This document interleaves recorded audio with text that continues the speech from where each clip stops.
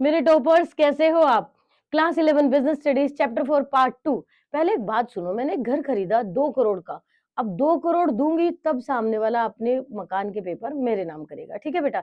अब मैं उसे पहले पैसे कैसे दे दूं? वो पहले मेरे नाम मकान कैसे कर दे? हम दोनों ये इतना सारा पैसा लेकर बैंक में कैसे घूमे?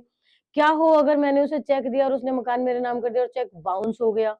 तो फिर ऐसी सिचुएशंस में क्या करेंगे? ऐसे सिचुएशंस में क्या करेंगे? ऐसे सिचुएशंस में हमें हेल्प करता है बैंक ड्राफ्ट। कौन हेल्प करता है? Bank draft. बैंक ड्राफ्ट क्या है बेटा? बैंक में मैं पैसे पहले दे दूंगी और बैंक एक पेपर पर लिख कर देगा, this draft is into the name of this person. उस काम के लिए बैंक थोड़े से एक्स्ट्रा पैसे लेगा। फिक्स्ड अमाउंट होता है कि 100 रुपए पे इतने रुपए देने हैं, तो 1 लाख पे इतने होंगे, 1 करोड़ पे इतने होंगे, 2 करोड़ पे इतने होंगे। इससे क्या होगा बेटा? मुझे पैसा लेकर घूमने की जरूरत नहीं पड़ी, पैसा सेफ है। दूसरे पर्सन को ये यकीन है कि चेक तो बाउंस हो जाता, हमारे अकाउंट में पैसा है कि नहीं हम चेक दे सकते हैं, लेकिन हमारे अकाउंट में पैसा नहीं है तो हम बैंक ड्राफ्ट नहीं दे सकते। बैंक ड्राफ्ट का मतलब है दिस इज द श्योरिटी कि amount is in your bank, और बैंक कहता है पैसा मेरे पास सुरक्षित रखा है, आपको किसके नाम देना है मैं उसके नाम ड्राफ्ट बना देता हूँ। क्लियर? तो जब मैंने घर लिया, वहां उस कोर्ट में मैं चेक नहीं ले जा रही, क्योंकि सामने वाले को भरोसा नहीं कि मेरे अकाउंट में पैसा है कि नहीं है। मैं उसे बैंक ड्राफ्ट दूंगी और वो मेरे नाम प्रॉपर्टी के पेपर कर देगा। तो प्रॉपर्टी एक्सचेंज और ड्राफ्ट जब वो अपने बैंक में डालेगा, तो जो पैसा मैंने अपने बैंक में सुरक्षित रखा हुआ था उसके नाम से वो उसके अकाउंट में ट्रांसफर हो जाएगा। तो bank draft is the safe process to transfer money.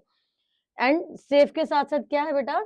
Safe के साथ साथ आपका बैंक ड्राफ्ट जो है ना, श्योरिटी भी देता है कि भाई हाँ पैसा है, फ्रॉड की संभावना खत्म हो जाती है।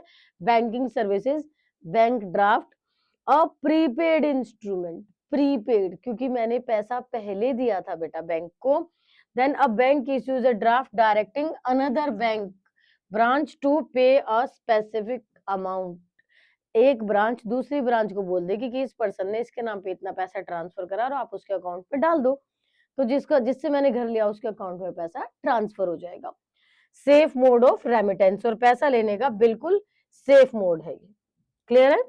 Bank overdraft. Bank overdraft a facility where customer can withdraw more than he और she is having in the bank. Like मेरे बैंक में 5,000 रुपीज है और मैं एक बैंक की रेगुलर कस्टमर हूँ, अच्छी कस्टमर हूँ, मेरी गुडविल अच्छी है, और मेरा एक चेक लग जाता है 5,200 रुपए का। क्या वो चेक बाउंस हो जाएगा? सेविंग अकाउंट होगा तो यस बाउंस हो जाएगा, लेकिन अगर करंट अकाउंट है तो वो चेक क्लियर हो जाएगा, पैसा आपके अकाउंट में माइनस में चले जाएगा। That is bank overdraft. Clear है बेटा? A facility where customer can withdraw more than their account balance. थोड़ा ज्यादा ज्यादा लोगे तो क्या होगा? बैलेंस नेगेटिव में चला जाएगा। Granted to current account holders. Current account holders को मैंने बोला ना, सेविंग अकाउंट में तो 1 रुपया भी कम होगा तो भी नहीं होगा। तो यहाँ आपके ये याद रखना है कि करंट अकाउंट होल्डर्स को ही मिलती है overdraft facility. Saving account current account सिखाया था ना, करंट अकाउंट होल्डर्स को ही मिलती है ओवरड्राफ्ट फैसिलिटी। ये क्वेश्चन एमसीक्यू में आ सकता है आपका। Interest charge on the amount overdrawn, और जितना बैंक ने थोड़ा सा पैसा आपको फालतू दे दिया, आपकी इज्जत बचा ली, चेक बाउंस नहीं होने दिया, तो कुछ तो लेगा ना बैंक, ब्याज लेगा, थोड़ा सा इंटरेस्ट लेगा उस पैसे पे जो आपको एक्स्ट्रा दिया। कैश क्रेडिट, ये शॉर्ट टर्म लोन फैसिलिटी है बेटा। Short term loan facility, short term क्या होता है? लेस देन 1 ईयर, 365 दिन से कम जितना भी होता है वो सारा शॉर्ट टर्म होता है। Bank give credit against security, security के अगेंस्ट क्रेडिट दे देता है चाहे आपका स्टॉक ही क्यों ना हो। फिर है बेटा इंटरेस्ट, तो बैंक लेगा, जितना पैसा तुम यूज करोगे उस पे बैंक इंटरेस्ट तो लेगा, इसे आप कहते हो कैश क्रेडिट। अब आ गया ई बैंकिंग। मैंने आपकी फीस पे करनी है, चलो मोबाइल से कर देती हूँ। मैंने आपको शॉपिंग करानी है, ये लो मेरा डेबिट कार्ड ले जाओ। तो ये सब किसके एग्जाम्पल्स है बेटा? ई बैंकिंग के हैं। ई मतलब इंटरनेट, जहां हम इंटरनेट का यूज कर रहे हैं, that is E banking. Electronic banking, internet banking, ठीक है बेटा। इलेक्ट्रॉनिक बैंकिंग, इंटरनेट बैंकिंग, ई बैंकिंग है। आप अपने मोबाइल से, आप अपने लैपटॉप से जब मर्जी अपने अकाउंट में एक्सेस कर सकते हो। तो ये वर्चुअल बैंकिंग है और ये कस्टमर को अलाउ करती है कि कोई भी टाइम किसी भी वक्त बैंकिंग ट्रांजेक्शन्स कर सके। जब मैं तुम्हारे जैसे क्लास 11th में थी तो हमें तो प्रॉपर खड़ा होकर बैंक जाना पड़ता था, बैंक के प्रॉपर टाइमिंग्स थे, सुबह 9 बजे से 3 बजे तक। लेकिन अब आपके टाइम पे क्या ऐसा है? नहीं। अब जब भी मुझे कुछ अकाउंट देखना है, कुछ एफडी करनी है, कुछ एफडी विड्रॉ करनी है, कुछ अमाउंट ट्रांसफर करना है, अपनी डिटेल देखनी है अकाउंट की, कितना पैसा हो गया, कितना जुड़ गया, कितना और जोड़ना है, जो जो कुछ भी है पूरा का पूरा बैंक आपके हाथ में है, आपके फोन में है। At one click of mouse अगर आप सिस्टम पे देख रहे हो तो पूरी हिस्ट्री आप देख लो, जब मर्जी एफडी कर दो, जब मर्जी एफडी ब्रेक कर दो। That is E banking using electronic devices, computer, mobile, PDA. इनके हिसाब से आप देख सकते हो टाइप्स ऑफ डिजिटल पेमेंट। ये तो तुमसे बेहतर कोई नहीं जानता, हमने खुद तुम बच्चों से ही सीखा है कि कैसे हम डेबिट कार्ड यूज करें, कैसे हम क्रेडिट कार्ड यूज करें, तो क्या क्या मोड है डिजिटल पेमेंट के। जो डेबिट कार्ड और क्रेडिट कार्ड है ना बेटा, इसे आप प्लास्टिक मनी भी कहते हो। डेबिट कार्ड और क्रेडिट कार्ड को आप प्लास्टिक मनी भी कहते हो। तो डेबिट कार्ड का मतलब है कि आपके अकाउंट में पैसा है तभी आप उसे यूज कर रहे हो। क्रेडिट कार्ड, आपके अकाउंट में पैसा नहीं है बट आप इसे अभी यूज कर सकते हो, और 45 डेज में या जो भी बैंक की पॉलिसीज हैं उतने दिन में आपको बिल पे करना होता है। जो भी आपकी पॉलिसीज है हर एक की अलग अलग हो सकती है। मोबाइल बैंकिंग, अब बोलो मैम ये पैसा हमने टाइम पे नहीं दिया तो आप पे पेनल्टी लगती है। मोबाइल बैंकिंग, जो मोबाइल से आप पैसा ट्रांसफर कर देते हो। और उसके बाद इंटरनेट बैंकिंग, जो अभी हम बात कर रहे थे, ऑनलाइन आपका अकाउंट आपके हाथ में है, आप फोन में देख सकते हो, आप लैपटॉप पे देख सकते हो। इलेक्ट्रॉनिक फंड्स ट्रांसफर, आपने कहा कि मैम जरा 2,000 रुपए भेजना, मैंने आपको ट्रांसफर कर दिए। एनईएफटी, आरटीजीएस, आईएमपीएस, कोई डिटेल नहीं पूछता, बस आपकी नॉलेज के लिए दे दिया कि ये 3 डिफरेंट वेज है जिससे आप अकाउंट में पैसे ट्रांसफर करते हो। एक ऐसा है बिल्कुल हैंड टू हैंड ट्रांसफर हो जाते हैं। जो आईएमपीएस है ना बेटा, इससे पैसे उस वक्त ट्रांसफर हो जाते हैं, शॉर्ट अमाउंट के लिए होता है। एनईएफटी बिल्कुल थोड़े ज्यादा पैसे के लिए होता है और ये थोड़े समय लेके ट्रांसफर करता है। और ये आरटीजीएस, ये भी एक सेफ मेथड है। तीनों ही मेथड बिल्कुल सेम है, टाइम के हिसाब से देख लेते हैं। तो ये हो गया इलेक्ट्रॉनिक फंड ट्रांसफर, ऑनलाइन जब हम किसी को अकाउंट से अकाउंट में फंड ट्रांसफर करते हैं, अकाउंट से अकाउंट में। और डिजिटल वैलेट जिसे आप ई बैंकिंग कहते हो, और इसके साथ तो आपको बहुत सारे पता है बेटा, गूगल पे, फैम पे, पेटीएम, और भी कितने सारे तरीके हैं पैसे डिजिटल ट्रांसफर करने के, तो ये आप लिख सकते हैं।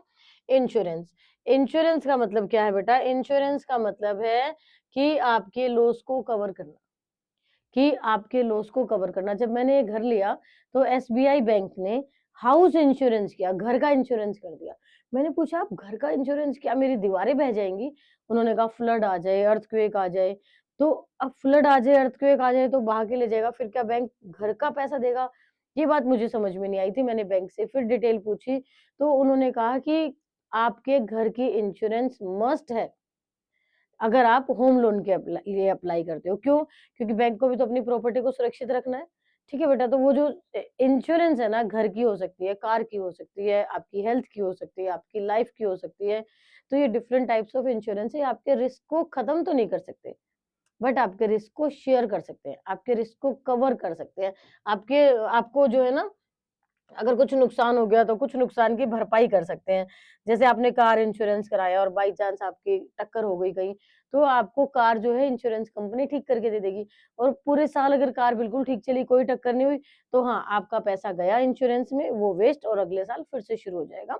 तो एक टाइम लिमिट के साथ होता है। Insurance is a device by which loss likely to be caused by uncertain event. Uncertain event, ये वर्ड बहुत जरूरी ध्यान रखना है बेटा, कि कुछ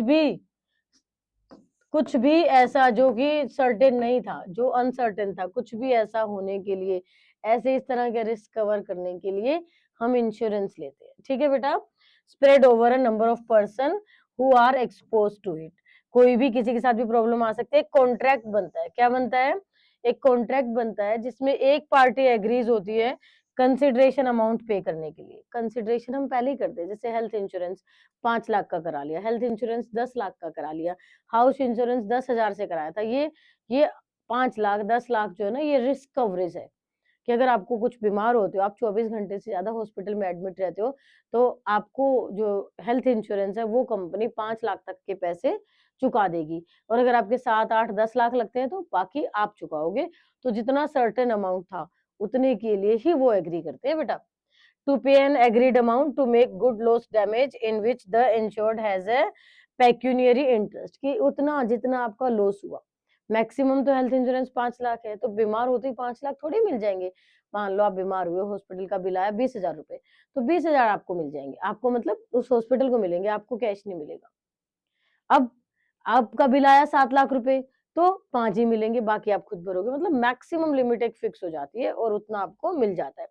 fundamental principles of insurance, insurance के फंडामेंटल प्रिंसिपल। जब भी हम इंश्योरेंस कराते हैं तो हमें सामने वाले पे गुड फेथ होना चाहिए, भरोसा होना चाहिए, तभी तो हम उसे पूरा जिंदगी भर पैसे देते रहते हैं कि अगर बाई चांस हमें कुछ मिस हैपनिंग होगी तो हमारे परिवार को पैसा मिल जाए। सबसे ज्यादा भरोसा हम किस पे करते हैं? LIC पे करते हैं। अब बजाज भी आ रहा है, SBI भी आ रहा है और बहुत सारी प्राइवेट कंपनी आ रही है। तो यहाँ आपने देखा कि utmost good faith is must, good faith तो होना ही चाहिए। अब गुड फेथ के साथ ही आपने काम कर सकते हो आप। और अब हम आगे देखेंगे, गुड फेथ के साथ मार्क कर लेते हैं। तो सबसे पहले आप क्या कर रहे हो? Fundamental principles of insurance, utmost good faith लिख के देखना बेटा, साथ साथ लिखते जाना। अटमोस्ट गुड फेथ, आपको भरोसा रखना है। गुड फेथ के बाद इंश्योरेबल इंटरेस्ट, इंश्योरेबल इंटरेस्ट, जितना भी आप इंश्योरेंस करा रहे हो वो इंश्योरेबल होना चाहिए। कुछ भी इंश्योरेंस नहीं करा सकते कि मेरा बेस्ट फ्रेंड है, इसकी दोस्ती टूट गई तो चलो इंश्योरेंस कर दो, ऐसा नहीं होता बेटा।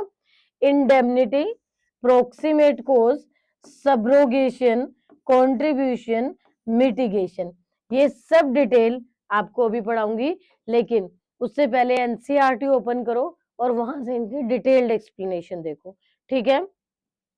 Types of insurance concept only, insurance के टाइप्स, इंश्योरेंस के जो टाइप्स हैं, अभी एनसीईआरटी ओपन करती हूँ और एनसीईआरटी से आपको दिखाती हूँ कि कैसे आप करोगे इसको। एनसीईआरटी से ही करना है बेटा।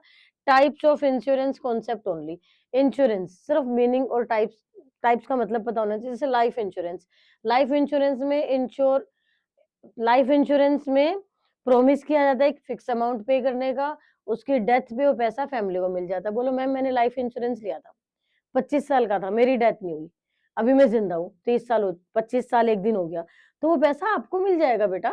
डेथ पे या मैच्योरिटी पे मिलता ही मिलता है। लेकिन हाँ, कुछ नई प्राइवेट कंपनी ऐसी आई है कि आप पैसा भरते रहो, आपकी डेथ होगी तो मिल जाएगा, नहीं तो पैसा वेस्ट जाएगा। वो टर्म प्लान है। वो क्या है? टर्म प्लान है। हेल्थ इंश्योरेंस अभी मैंने आपको बताया कि जब आप बीमार पड़ जाते हो तो हेल्थ इंश्योरेंस है, हॉस्पिटलाइजेशन पे ही मिलता है ये। फायर इंश्योरेंस, आग लगने पे, अगर आपका गोडाउन है, कोई प्रोडक्शन है, कुछ भी। मरीन इंश्योरेंस, पानी में आप सामान ले जाते हो, आपका काम है ऐसा कि आप वहां ट्रांजिट ले जा रहे हो, शिप से जा रहे हो, कार्गो से जा रहे हो, आपको डर है कि सामान डूब ना जाए, तो मरीन इंश्योरेंस पानी के लिए। और अगला टॉपिक आ गया पोस्टल सर्विसेज, वो इंश्योरेंस वाला टॉपिक अभी रहता है एनसीईआरटी से करना, ठीक है, वो अभी करेंगे। यहाँ से खत्म कर देते हैं पोस्टल सर्विसेज। पोस्टल सर्विसेज का मतलब क्या है बेटा? ये थोड़े से मीनिंग कर देते हैं। सबसे पहले मेल, अभी तो आप ईमेल कर देते हो, पहले आप एक लेटर लिखते थे, पोस्ट कार्ड पे लिखते थे या उस ब्लू एनवलप पे लिखते थे और उस लाल वाले बॉक्स में डाल आते थे, तो that is male. Return communication send through post, लिख कर जब भेजते हो। वो रेंचो ने भी तो एक लेटर लिखा था भगवान को। Next, registered post, registered post में थोड़ी सी एक्स्ट्रा पेमेंट लगती है, लेकिन यहाँ डिलीवरी का प्रूफ होता है कि सामने वाले तक आपका सामान, आपका लेटर पहुंच गया, दैट इज रजिस्टर्ड पोस्ट। इसके बाद है parcel post, parcel post goods भेजने के लिए। अभी तो बेटा आप उबर से भेज देते हो, बुक करके पोर्टर से भेज देते हो, और बहुत सारे तरीके, लेकिन पहले यही एक तरीका था, पोस्ट ऑफिस से हम पार्सल भेजा करते थे। Speed post, time bound postal services, आपको किसी जॉब के लिए अप्लाई करना है, लेटर भेजने में टाइम कम है, तो आप स्पीड पोस्ट से भेजते थे। ये सब के सब फिजिकल तरीके से भेजने के कि आपका लेटर लिखा जाएगा, आपके हाथ का ही लिखा हुआ आपकी हैंड राइटिंग में सामने पहुंच जाएगा। ये सब तब ज्यादा फेमस थे, अभी भी यूज होते हैं, लेकिन तब बहुत ज्यादा फेमस थे जब इंटरनेट नहीं था, ज्यादा यूज होते थे। Courier, private postal operator offers quick door to door delivery, quick और डोर टू डोर डिलीवरी करते हैं, ये होते थे कुरियर, ठीक है बेटा। अब मैंने आपको बताया कि हम देखेंगे कि एनसीईआरटी से चैप्टर 11, तो मैं आपको अभी ये सिखाने वाली हूँ कि एनसीईआरटी से लेटेस्ट बुक आप कैसे डाउनलोड करोगे। देखो बेटा, गूगल पे आ गए, आपने टाइप कर दिया ncert.nic.in, ठीक है। आपने गूगल पे जैसे ही ncrt.nic.in टाइप किया, एनसीईआरटी से ही पढ़ना है बेटा, एनसीईआरटी इज मस्ट, सीईटी उसी से बनेगा। पब्लिकेशन पे आपने क्लिक करा और पीडीएफ क्लास 1 to 12 पे क्लिक कर दिया, और इससे पीछे ना फ्लिप बुक भी थी, आप फ्लिप करके ही पढ़ सकते हो। ये हो गई क्लास, आपने क्लास सिलेक्ट करी, 11वीं क्लास में आ गए हो आप। ये है सब्जेक्ट, यहाँ से आपने सब्जेक्ट सिलेक्ट करा, बिजनेस स्टडीज पे आ जाते हैं, ये आ गया बिजनेस स्टडीज। आपने बुक सिलेक्ट करी, आपकी बुक है बिजनेस स्टडीज, ये जो हिंदी में लिखा है ना बेटा, वो हिंदी मीडियम वालों के लिए। आपने बुक सिलेक्ट की, ये है आपकी बुक का कवर पेज, ये बुक सबके पास होनी चाहिए, नहीं है तो खरीद लो, खरीद नहीं सकते तो डाउनलोड कर लो चैप्टर वाइज। चैप्टर 4 हम पढ़ रहे थे, तो चैप्टर 4 हमने क्लिक किया, ये है हमारा चैप्टर 4, अभी डाउनलोड होने देते हैं इसे, ठीक है। तो चैप्टर 4 हमारा ये डाउनलोड हो गया है, तो देखते हैं चैप्टर 4 बिजनेस सर्विसेज, ठीक है। बिजनेस सर्विसेज जल्दी से आप लोग भी डाउनलोड करो और देखो बिजनेस सर्विसेज में लर्निंग ऑब्जेक्टिव्स हैं कि चैप्टर पढ़ के आपको क्या क्या मिलेगा। ये सारे वही टॉपिक्स है जो मैंने आपको चैप्टर की स्टार्टिंग में समझाए थे, और यहाँ मैं आपको दिखा देती हूँ एनसीईआरटी में आपका चैप्टर। सबसे पहले इंट्रोडक्शन, बेटा पूरा एक एक वर्ड रीड करना होता है, लाउड रीड करा करो, बोल के रीड करा करो। ये आपके इंट्रोडक्शन के बाद बिजनेस सर्विसेज बता दी, बिजनेस सर्विसेज में 5 आई सिखाई थी मैंने, वो पांचों आई आ गई, ये पांचों आई यहाँ से पढ़ लेना डिटेल्ड में। जो मैं आपको स्क्रीन पे दिखाती हूँ, वो मिनिमम लर्निंग मटेरियल होता है कि कम से कम उतना तो याद करना ही है। बट एनसीईआरटी बहुत मस्त है बेटा, एनसीईआरटी जरूर पढ़नी होती है। Difference between services and goods, services और गुड्स में क्या डिफरेंस है। Goods which we can see, जैसे कि ये पेन, जैसे कि ये पेन, जैसे कि ये मोबाइल की वायर, जो चीज आप देख सकते हो, छू सकते हो, मैं आपको दे सकती हूँ कि ये लो, ले लो, आप ले जाओगे अपने घर, आसानी से ले जाओगे, तो दैट इज गुड्स। ये गुड्स है जो ओनरशिप ट्रांसफर हो सकती है, जो कि सेपरेबल होते हैं ओनर से, ये गुड्स है। Services like I am teaching you, आप मेरी इंटेलिजेंस, ठीक है, तो आपका दिमाग, उसकी इंटेलिजेंस, या फिर मैनेजमेंट, ये सारी सर्विसेज जो है ना इनसेपरेबल है ओनर से। जब सर्विसेज प्रोवाइड की जा रही है उसी वक्त सर्विसेज लेनी होती है, लेकिन गुड्स आप अभी लेके बाद में भी यूज कर सकते हो। तो गुड्स और सर्विसेज में डिफरेंस है, ये आपने देख लिया। टाइप्स ऑफ सर्विसेज कितनी सीखी थी बेटा, आपने सीखी थी बिजनेस सर्विसेज, सीखी थी ना। बिजनेस सर्विसेज के बाद आपने कौन सी सीखी थी, सोशल सर्विसेज, जब आप सोसाइटी के लिए काम कर रहे हो। और सोशल सर्विसेज के बाद आपने सीखी थी पर्सनल सर्विसेज, जैसे मैं टेलर की शॉप खोल लूं, जैसे मैं कोचिंग सेंटर खोल लूं, जैसे मैं बुटीक खोल लूं। तो इसके बाद आ गया था आपका अगला टॉपिक बैंकिंग, जो हमने आज शुरू किया, ठीक है बेटा। बिजनेस सर्विसेज के बाद बैंकिंग, बैंकिंग एक प्रोसेस है जहां जिसमें बैंक काम करता है as common platform.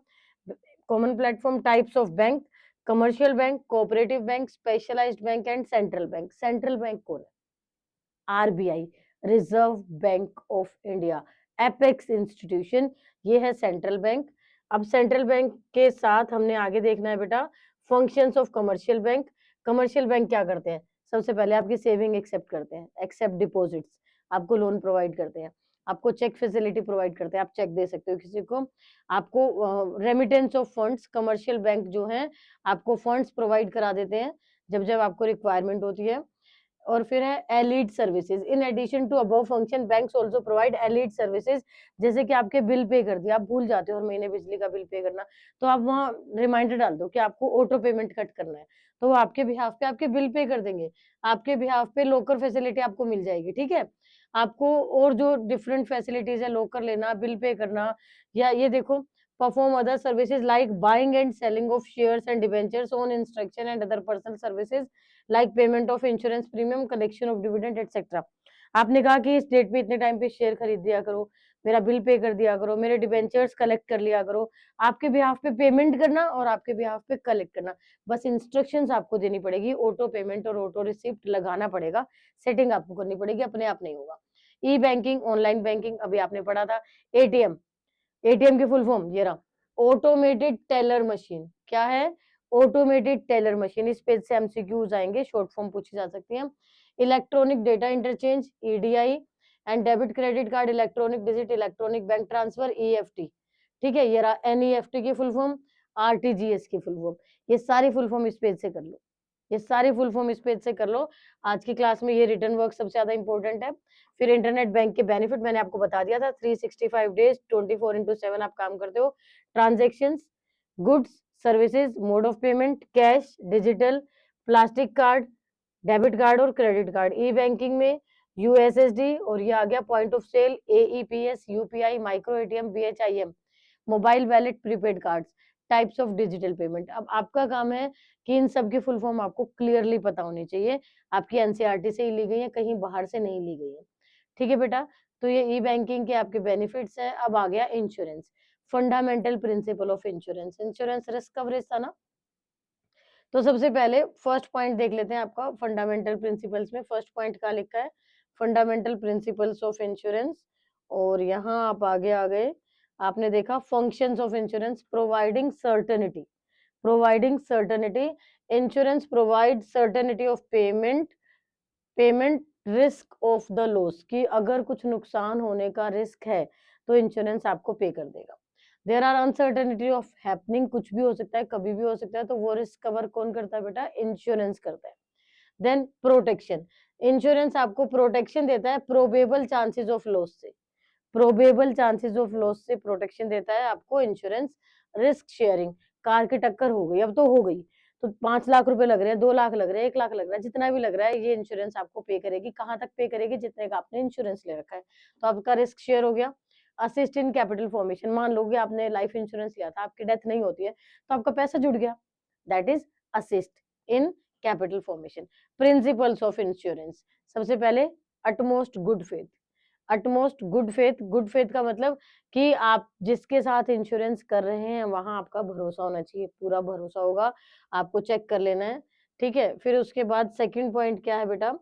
Second point है insurable interest, insured must have an insurable interest in the subject matter of insurance. One fundamental fact of this principle is that it is not the house, ship, machinery, potential liability of life that is insured, but it is the pecuniary interest of insured in them which is insured, कि आपके घर की insurance नहीं, आपके वो interest, pecuniary interest, कि आपको डर है कि कार की टक्कर ना हो जाए, आपको डर है कि घर की दीवारें पानी के साथ, फ्लड के साथ ना बह जाए, तो जो पेक्यूनरी इंटरेस्ट है ना बेटा, उसकी इंश्योरेंस होती है, ये वर्ड याद रखना।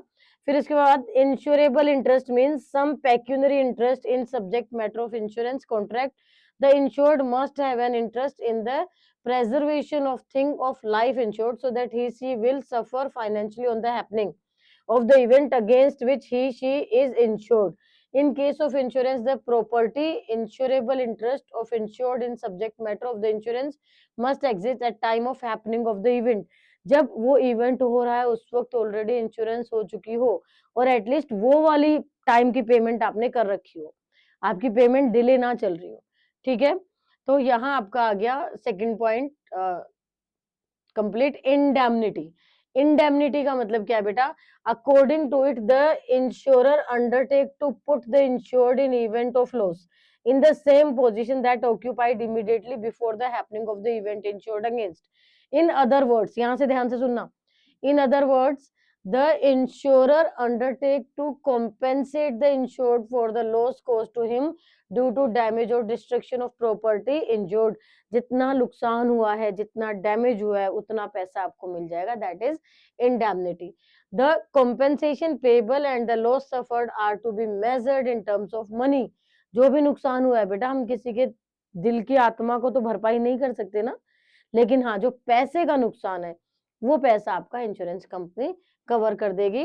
Principal of indemnity is not applicable to life insurance, life insurance पे नहीं, क्योंकि वो तो कवर दिल से तो नहीं कर सकते ना, इंडेमनिटी पैसे का नुकसान किया जा सकता है। तो यहाँ क्वेश्चन आएगा कि principle of indemnity is applicable at life insurance और नॉट, आप कहोगे no it is not. Then proximate cause, proximate cause क्या कहता है बेटा?